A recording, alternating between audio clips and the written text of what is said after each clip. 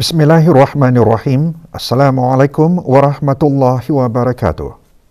Kebawah Duli Maha Mulia Paduka Seri Baginda Sultan Haji Hassanal Bolkiah Muizzuddin Wad Daulah Ibni Almarhum Sultan Haji Umar Ali Saifuddin Sa'adul Khairuddin Sultan dan Indi Pertuan Negara Brunei Darussalam telah berkenan menghantar titah perutusan tahniah kepada Tuan Yang Terutama Emmanuel Macron berikutan dengan pelantikannya sebagai Presiden Republik Perancis.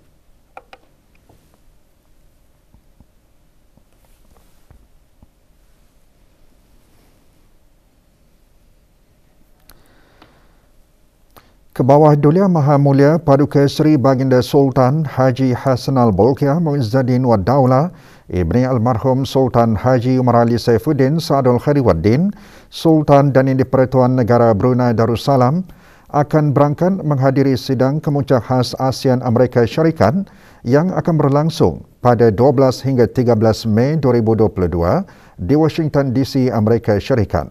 Sidang kemuncak khas tersebut akan dipengerusikan bersama oleh Tuan Yang Terutama Joseph R. Biden Jr., Presiden Amerika Syarikat, dan Tuan Yang Terutama Samdeng Aka Mohasina Padai Teko Hun Sen, Perdana Menteri Kerajaan Kemboja selaku pengerusi ASEAN.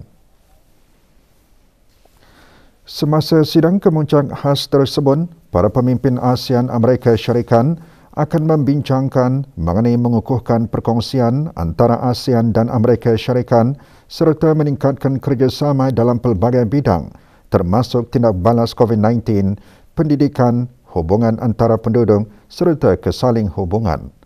Para pemimpin juga akan bertukar-tukar pandangan mengenai isu-isu serantau dan antarabangsa yang berkepentingan bersama.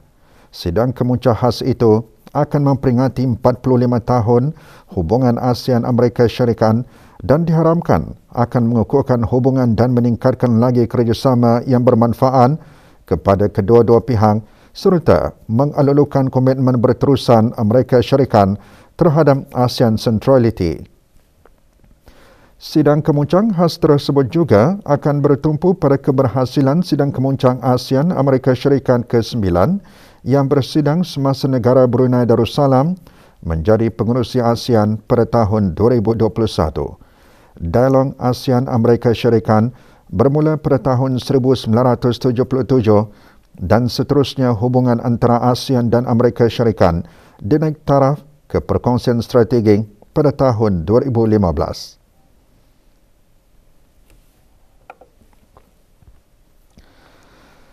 Perkembangan situasi jangkitan COVID-19 di negara Brunei Darussalam. 69 dos vaksin telah diberikan kepada kanak-kanak berumur 5 hingga 11 tahun pada 6 Mei 2022 yang membawa jumlah keseluruhan pemberian vaksin dos pertama kepada 22,822 iaitu 53.2%. Perangkan itu dimaklumkan oleh Menteri Kesihatan pada sidang media situasi terkini jangkitan COVID-19 di Dewan Al-Afiah Kementerian Kesihatan. Yang berhormat Datuk Seri Setia, Dr. Haji Awang Muhammad Isham bin Haji Jaafar juga memaklumkan 4 dos kedua vaksin telah diberikan kepada kumpulan umur tersebut yang membawa jumlah keseluruhan kepada 2,388 dos iaitu 5.6%. Dalam pada itu, liputan bagi penduduk negara ini yang telah menerima 3 dos vaksin adalah 65.8%. Sebanyak 162 kes baru telah dilaporkan, iaitu 156 kes hasil ujian ART dan 6 kes adalah hasil dari 511 ujian makmal RT-PCR yang telah dilakukan. Oleh itu, jumlah keseluruhan kes yang dilaporkan di negara Brunei Darussalam setakat ini ialah 142,627 kes. Statistik harian COVID-19 yang lain pula adalah seperti berikut. Tidak ada kes yang dikategorikan dalam kategori 5, iaitu mereka memerlukan rawatan di unit rawatan intensif ataupun ICU. Manakala satu kes sedang berada di kategori 4, iaitu mereka yang memerlukan bantuan oksigen dan di bawah pemantauan rapi. Sebanyak 75 kes telah disahkan sembuh yang membawa jumlah kes yang sembuh kepada 141,673 kes. Jumlah kes aktif pula ia sebanyak 735 kes, iaitu 9 kes sedang berada di hospital, manakala 726 kes sedang menjalani pengasingan diri di rumah. Ibu bapa dan penjaga kanak-kanak berumur 16 tahun ke bawah dinasihatkan membawa anak-anak mereka segera berjumpa doktor sekiranya mereka mempunyai simptom-simptom seperti badan atau mata kekuningan, hilang selera makan, rasa mual, muntah, rasa letih atau air kencing berwarna gelap. Menteri Kesihatan membuat peringatan tersebut berikutan laporan Pertubuhan Kesihatan Sedunia mengenai kejadian hepatitis akut yang tidak diketahui puncanya di kalangan kanak-kanak berumur 1 bulan dan 16 tahun dengan kebanyakannya adalah kanak-kanak berumur 3 ke 5 tahun. Jelas Menteri Kesihatan lagi, sehingga kini tidak ada kes serupa dikesan di negara ini. Kejadian ini dikategorikan sebagai hepatitis akut yang tidak diketahui puncanya ataupun acute hepatitis of unknown etiology kerana penyebab lazim bagi hepatitis ataupun radang hati adalah seperti virus hepatitis A, B, C dan E yang mana tidak dikesan melalui ujian makmal. Walau bagaimanapun, sekurang-kurangnya 74 dari kes-kes yang dilaporkan di seluruh dunia telah dikaitkan dengan adenovirus, manakala 20 kes telah dikaitkan dengan virus SARS-CoV-2. Setakat ini, punca sebenar kejadian ini masih dalam siasatan dan Kementerian Kesihatan telah mempertingkatkan pemantauan di dalam negara bagi mengesan mana-mana pesakit yang mempunyai simptom-simptom yang serupa. Kementerian Kesihatan juga sentiasa berhubung dengan pihak WHO bagi mendapatkan maklumat terkini mengenai perkara ini. Hepatitis akut ataupun acute hepatitis bukanlah salah satu ciri yang lazim didapati bagi jangkitan COVID-19 di kalangan kanak-kanak atau komplikasi bagi vaksinasi COVID-19 bagi kanak-kanak. Pihak berkuasa di United Kingdom telah mendapati kes-kes yang dikesan dalam kejadian hepatitis akut atau acute hepatitis di negara tersebut adalah kanak-kanak yang belum mendapatkan vaksinasi COVID-19. Pertemuan melalui rancangan hiburan Rhapsody terbitan bersama Radio Television Brunei RTB dan Mediacom Singapura menunjukkan hubungan muhibah yang sangat erat di antara negara Brunei Darussalam dan Republik Singapura ketika dunia masih dilanda pandemik COVID-19. Perkara itu dinyatakan oleh Yang Berhormat Datuk Seri Setia Haji Awang Abdul Mukti bin Haji Muhammad Daun, Menteri di Jabatan Perdana Menteri, semasa Rhapsody berlangsung secara maya malam tadi melalui saluran RTB Aneka dan Mediacorp Suria. Melalui rancangan ini juga, Brunei Darussalam dan Republik Singapura telah dan akan terus dapat menandakan hubungan kerjasama yang telah berlangsung selama hampir 3 dekad di bidang penyiaran dengan tujuan untuk mempereratkan lagi ikatan persahabatan dan setia kawan yang telah dan akan terus sentiasa terjalin di antara kedua-dua buah negara sama ada di peringkat kerajaan maupun rakyat dan juga penduduk, serta merangkumi berbagai bidang seperti ekonomi, perniagaan, kesihatan dan pendidikan. Sementara itu, Puan Yang Terutama Josephine Teo, Menteri Bagi Komunikasi dan Penerangan Republik Singapura pula berkata, Rhapsody terus mengeratkan kerjasama dan persahabatan yang mesra antara kedua buah negara. Despite the pandemic, our peoples have also become more resilient. Following a 2-year pause, Rhapsody 2022 is resuming as a hybrid production between both countries. Siaran ulangan rancangan ini boleh diikuti di saluran RTB Sukma Indra pada pukul 1.30 petang ini dan juga dapat ditonton melalui RTB Go Video On Demand.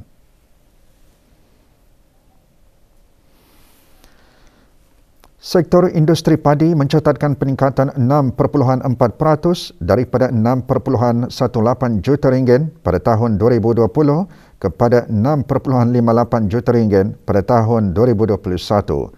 Peningkatan itu selaras dengan visi dan misi Kementerian Sumber-Sumber Utama dan Pelancongan serta Jabatan Pertanian dan Agri Makanan mempertingkatkan pertumbuhan keluaran industri pertanian, khususnya penanaman padi bagi menjana pertumbuhan ekonomi negara dan mencapai wawasan Brunei 2035. Pada masa ini, 516 pengusaha melibatkan diri dalam industri penanaman padi. Tahun ini, sektor berkenaan dianggarkan mencapai nilai keluaran 3.87 juta ringgit, iaitu 3,097 metrik tan beras. Pihak jabatan telah melaksanakan pelbagai usaha dan inisiatif untuk memajukan ke arah ekonomi yang dinamik dan berdaya tahan di dalam sektor industri padi, seperti usaha untuk meningkatkan produktiviti padi setiap hektar, yang mana ianya fokus kepada pengeluaran dan penggunaan biji benih hybrid berhasil tinggi seperti padi sembadak 188, terutama sekali di kawasan-kawasan yang mempunyai infrastruktur dan sistem pengairan yang telah dinaik taraf. Pihak jabatan juga telah membukakan kawasan-kawasan penanaman padi baru seperti kawasan kemajuan pertanian Pancur Murai A dan Pancur Murai B seluas 90 hektar. Bagi projek pembukaan kawasan penanaman padi kawasan kemajuan pertanian KKP Kandol daerah Belait secara komersial berkeluasan 500 hektar, penawaran 54 hektar kawasan kemajuan pertanian Lempaki bagi kawasan penanaman padi baru, iaitu lot K1 dan K2 masing-masing. Dayang Haja Mas Liana Yulia binti Abdullah, pemangku pengarah pertanian dan agri makanan, mengongsikan perkara tersebut semasa ditemu bual oleh pewarta RTB. Jabatan Pertanian dan Agri Makanan turut bergiat aktif di dalam melaksanakan kolaborasi penyelidikan bersama dengan institusi-institusi antarabangsa dalam mengenal pasti varieti-varieti padi berhasil tinggi yang bersesuaian untuk ditanam di negara ini. Bagi meningkatkan lagi hasil padi negara, sistem pemprosesan padi dan beras juga sedang dinaik taraf yang melibatkan pengkooperataan kompleks pemprosesan padi dan beras Wasan kepada Darussalam Assets, Kementerian Kewangan dan Ekonomi.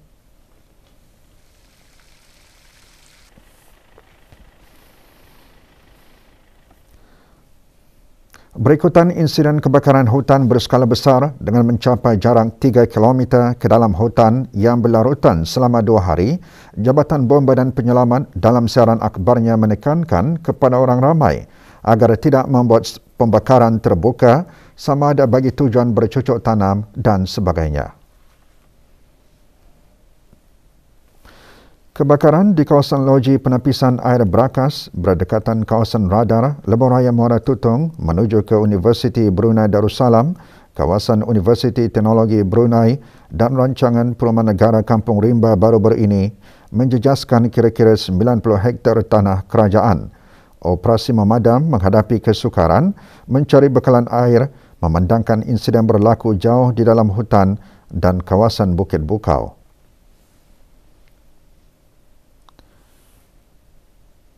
Dari bulan Januari hingga 5 Mei 2022, Jabatan Bomba dan Penyelamat merekodkan 62 panggilan kebakaran hutan yang melibatkan 159 hektar dan 65 panggilan kebakaran rumpun yang melibatkan 30.2 hektar.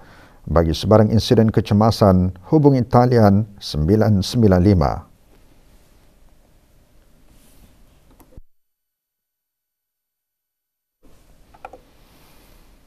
Kita biasa mendengar individu mahir dalam membaiki atau mengubah suai kenderaan.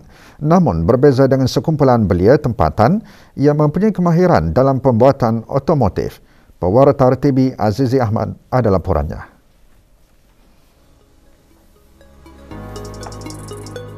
Awang Mira Edri Fazrin bin Abdul Rahman merupakan seorang peminat bidang otomotif sejak remaja lagi.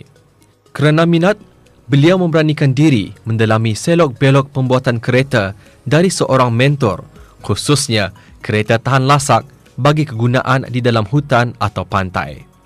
Setiap kereta ciptaannya pula memenuhi spesifikasi keselamatan dan mematuhi undang-undang yang telah ditetapkan. Dari segi kepuasan yang Tani dapat apabila melihat hasilnya itu kan sudah selesai. Pasalnya ia ni memakan masa yang lama kan. Kami punya kerajaan ini kami fokus on macam experimentation, prototyping. dari sana kami dapat memikirkan problem solvingnya itulah. Tanpa berselindung, beliau mengakui 2 buah kereta bagi antara ciptaannya yang unik setakat ini. Kami biasanya menerima tempahan yang within our scope lah, within our specialty. Mengikut kemahiran kami, kami ada membuat projek melebihi 10 buah lah sudah. And then every project itu ada punya purpose tersendirilah. Setiap projek itu ada keistimewaannya sendiri. Dengan sokongan keluarga, rakan-rakan dan mentor, beliau berharap dapat mencapai impiannya untuk membuka bengkel keretanya sendiri suatu hari nanti. Di mana ada kemahuan, di situ akan ada jalan. Laporan Aziz Ahmad untuk Berita RTB.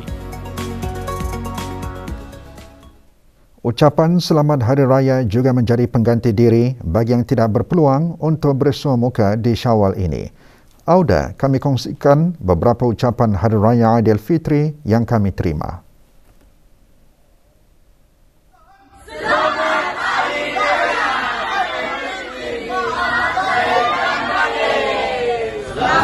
Hari Raya Aidilfitri, maaf zahir dan batin. Selamat Hari Raya Aidilfitri, maaf zahir dan batin. Selamat Hari Raya Aidilfitri, maaf zahir dan batin. Selamat Hari Raya, maaf zahir dan batin. Selamat Hari Raya Aidilfitri, maaf zahir dan batin. Selamat Hari Raya Aidilfitri, maaf zahir dan batin.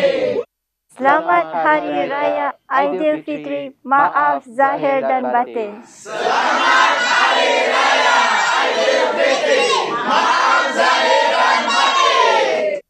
Selamat Hari Raya Aidilfitri, maaf zahir dan batin.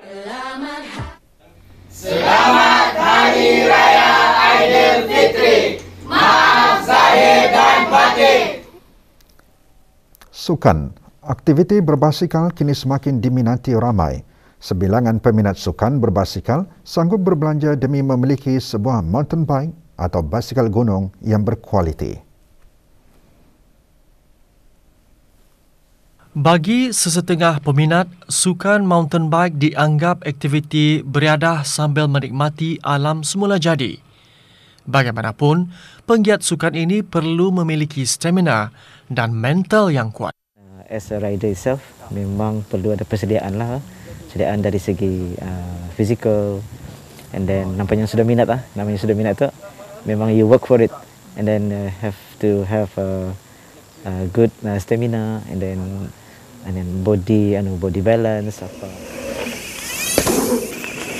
Menceburi sukan mountain bike ini tidak berbaloi kalau tidak dimanfaatkan, kerana penggemar perlu mengeluarkan biayai lumayan untuk mendapat basikal yang berkualiti.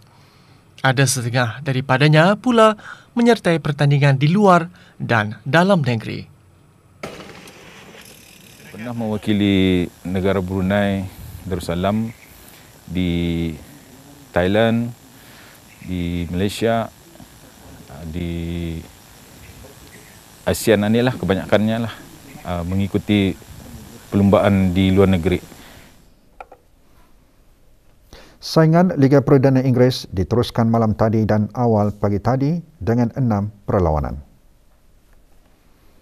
Dalam perlawanan malam tadi, Brentford menewaskan Southampton 3-0, Burnley kalah 1-3 kepada Aston Villa, Chelsea pula seri 2-2 dengan Wolverhampton Wanderers dan Crystal Palace menang tipis 1-0 ke atas Watford. Sementara awal pagi tadi, Manchester United terpaksa akur tewas di tempat lawan Brighton and Hove Albion 0-4 dan Liverpool pula terikat 1-1 dengan Tottenham Hotspur. Dengan bahan-bahan berita itu tadi, berita pagi berakhir di sini. Kita kembali bersama rakan-rakan penyampai Rampai Pagi untuk membawakan bahan-bahan menarik seterusnya. Sekian, Assalamualaikum warahmatullahi wabarakatuh.